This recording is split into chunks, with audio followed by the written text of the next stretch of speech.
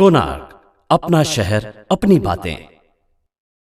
Madam बताइए क्या हुआ आपके साथ में, टूर्स और ट्रैवल्स वाले ने क्या आपके साथ में किया है? आपका कुछ शो था चेन्नई में, आपने वहाँ पर कुछ टिकट्स बुक कराए जी थे, जी तो जी। क्या आपका शो कैंसिल होने के बाद में क्या वहाँ पर आपके साथ में क्या हुआ है घटना? एक्चुअली हमने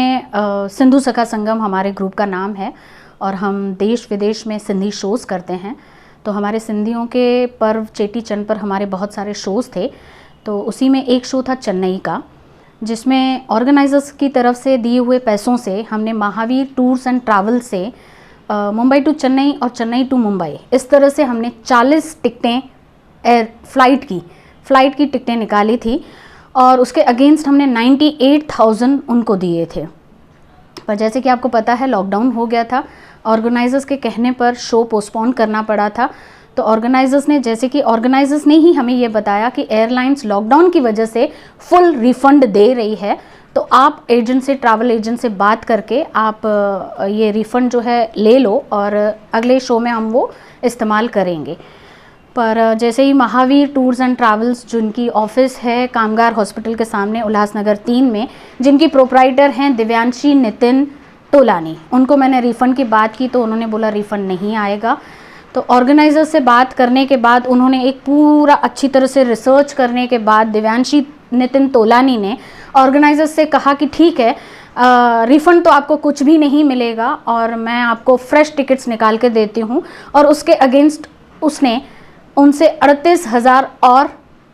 देने के लिए बोला और ऑर्गेनाइजर्स ने बोला कि अगर रिफ़ंड नहीं दे रही है, जबकि रिफ़ंड पूरा मिलना चाहिए, नहीं दे रही है, ठीक है, आप शो 2 अगस्त को फिर से हम लोग शो करते हैं और 38,000 आप उनको दे दो, हम आपको भेज देंगे। इस तरह से हमारी फिर से 98,000 के बाद 38,000 पर हमारी फिर से बात हुई और उसको 38,000 लॉकडाउन बहुत ज़्यादा बढ़ने की वजह से, स्ट्रिक्ट होने की वजह से ऑर्गेनाइजर्स की तरफ से मेरे पास पैसे नहीं आए थे और ये दिव्यांशी तोलानी पैसों के पीछे पड़ी हुई थी कि 38,000 मुझे दे दो। उसके बाद मैंने अपनी रिस्क पर 25,000 उसको मेरे पर्सनल अकाउंट से मैंने उसको भेज दिए और क्योंकि एक टिकट और एक्स्ट्रा निकाली थी तो टोटल उनका जो बैलेंस मेरे पास था वो 17,000 का था और वो उसके पीछे पड़ गई कि 17,000 दो, लेकिन मेरे पास ऑर्गेनाइजर्स की तरफ से पैसे अभी आए नहीं थे और चूँकि लॉकडाउन हो गया था, मेरी तबीयत ख़राब थी, मैं उसको फॉलो ज़्यादा नहीं कर पाई और वो रुकी नहीं। उन्होंने मुझे लास्ट 16 जून को उन्होंने मुझे मैसेज किया, दिव्यांशी नितिन तोलानी ने, कि आप रिप्लाई नहीं कर रहे हो। और फिर जैसे ही हमारे शो की डेट आई तो मैंने एयरलाइन में फ़ोन किया तो मुझे पता चला कि इन्होंने मुझे बिना बताए,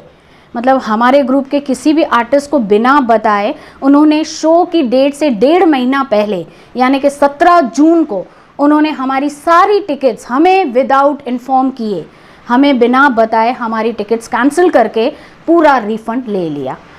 फिर हमें डाउट आया तो हमने फिर से एयरलाइन से पिछली टिकट्स का भी पूरी जानकारी निकाली तो वहाँ से भी हमें ये पता चला कि पिछली टिकट्स भी उन्होंने लॉकडाउन का पूरा फ़ायदा उठाकर हमारी सारी टिकट्स कैंसिल करके वो भी रिफ़ंड ले लिया था। ये सारा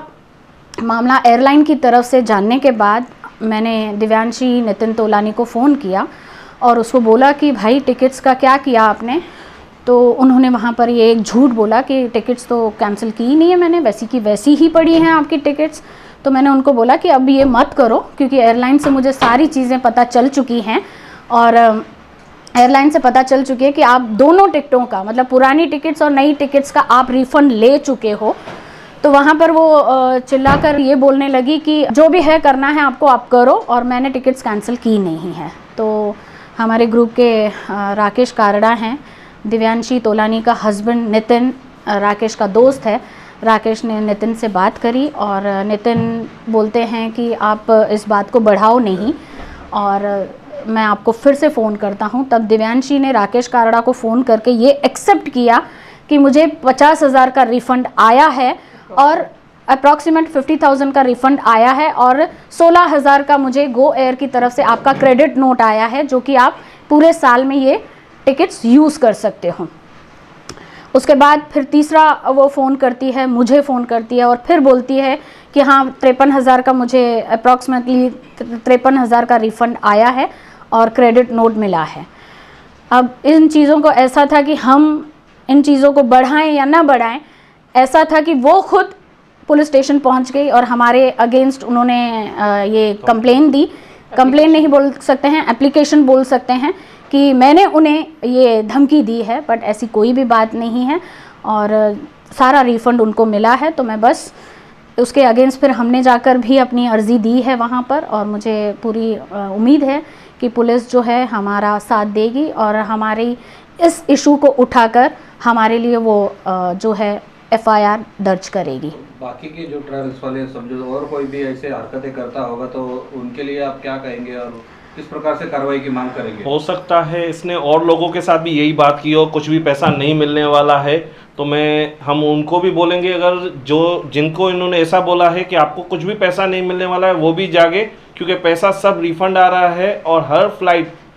कोई भी कंपनी हो वो कुछ भी ऐसा ना हो, या तो वाउचर दे रही है या तो पैसा दे रही है। और भी हमारी पुलिस जैसे हमने की है, आप भी आइए, आप भी कंप्लेंट कीजिए। और कैसे होता है ना कि एयरलाइन जो होती है वो कुछ उनका मिनिमम अमाउंट जो होता है ट्रैवल एजेंट का और सामने एजेंसी, 100 रुपये से 300 रुपये तक वो लोग अपना काटते हैं और उसके बाद पूरा रिफ़ंड आ जाता है। क्योंकि हमने इस इशू के बाद काफ़ी सारे ट्रैवल एजेंट से बात की और उन्होंने भी यही कहा कि आपका 300-400 रुपया एक टिकट पर कट कर आपको पूरा रिफ़ंड मिलना चाहिए। और दूसरी चीज़ इन्होंने ये की कि सारी जो भी 40 टिकटें पहले, 40 टिकटें बाद, 80 टिकट्स में हमारा ना तो नंबर डाला उन्होंने, ना ही हमारी ईमेल आईडी डाली। तो जैसे ही एयरलाइन वालों ने टिकट कैंसिल की तो हमें पता ही नहीं चला, मैसेज ही नहीं आया। अगर यही हमारा नंबर डाला हुआ होता और हमारी ईमेल डाली हुई होती तो हमें एयरलाइन से डायरेक्ट मैसेज आता कि आपकी टिकट कैंसिल हो चुकी है और रिफ़ंड पहुंच गया है आपकी एजेंसी, ट्रैवल एजेंसी के पास।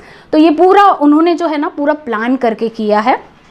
तो बस हम दर्शकों से यही उम्मीद बताना चाहेंगे कि सतर्क रहें, ऐसी चीज़ें महावीर टूर्स एंड ट्रैवल्स कहीं पहले से तो नहीं कर रहे हैं, जिनकी ऑफिस है कामगार हॉस्पिटल के सामने, सेंट्रल हॉस्पिटल रोड के यहाँ पर। कोणार्क, अपना शहर अपनी बातें।